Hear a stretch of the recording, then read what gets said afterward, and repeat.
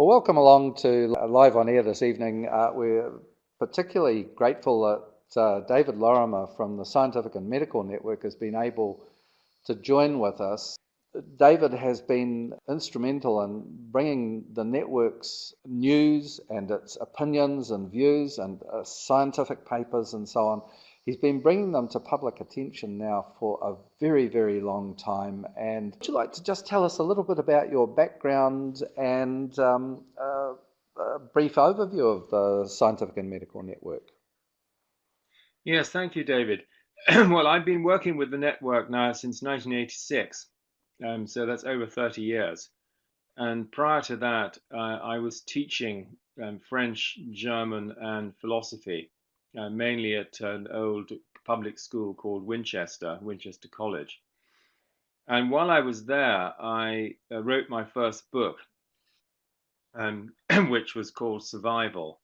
And this is in fact going to come out again.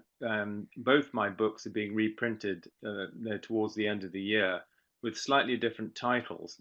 And so it's quite exciting to see them coming back into print after them being out of print for well over 20 years. And so my interests have grown sort of with those of the network, if you like. But I was involved in the 1980s a lot in near-death experiences and the implications of near-death experiences. And I think since the time I've been involved in the network, the whole consciousness field has exploded, really. And since 1995, we've been running the Beyond the Brain conference. So we've got one coming up in at the end of October, with some very good speakers. And in fact, some of you may not know that we have a dedicated site for the Beyond the Brain, which is beyondthebrain.org. So you can have a look at all the details of the conference and indeed details of some of the old conferences on that website, which is currently being developed. And over our conference period, our conference program over this period has also grown very considerably. And we've been running the Mystics and Scientists conference since the late 1980s. And we just celebrated the 40th anniversary of that series of conferences. And I have a number of other things that I've been interested in. I've previously been president of the Swedenborg Society, for instance, and also president of Wrekin Trust, which was started up by Sir George Trevelyan. And that's just finished its cycle of activity. And I've been involved in the International Futures Forum, which is a sort of think tank trying to negotiate and navigate the complex challenges that we have in the world today. And I've just recently returned from the mountains of Bulgaria, where I've been on a sort of 2-week retreat with my friends in the mountains and doing the wonderful panurhythmy dance, sacred dance. And in fact, as we speak, the festival of the White Brotherhood is taking place in the Rila Mountains on 19th, 20th, and 21st of August. And so today there'll probably be 1,000 people dancing panurhythmy up in the mountains, which is quite something. So there's a few sort of sketches of background. Well, that's a wonderful introduction, David. The Beyond the Brain conferences were where I first became very much aware of the work of the network, and I attended the first one, and I think I've been to 2 subsequently.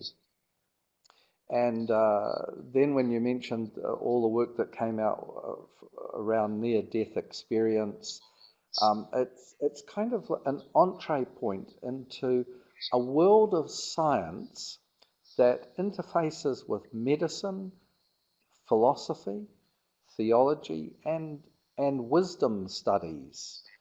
Totally. Yeah. It is the most dynamic and incredibly interesting organization, and one could just become totally immersed in it. The news and the opinions that come out And you've been editing their magazine for a very, very long time. And what an absolute treat it is every 4 months or so to get the network magazine.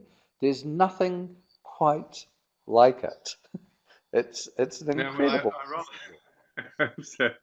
I've just today, I think I'll probably finish the short reviews, and I'm getting up towards 15,000 words on those. And I don't know whether it's exciting or depressing that the shelf is already full of books that I haven't read, which will have to wait for the next issue. So they seem to be coming in at an even faster rate than before. And if you look back to about 1996, then about 6,000 books have been through the network system. So it gives you some idea of the quantity. It's running at about 250 a year. That's the kind of number I receive through the post box. I don't think very many people would be aware that you're a phenomenal speed reader. Well, it's a matter of trying to extract the essence and something interesting from the book, because you can't read every page of every book. It simply isn't possible.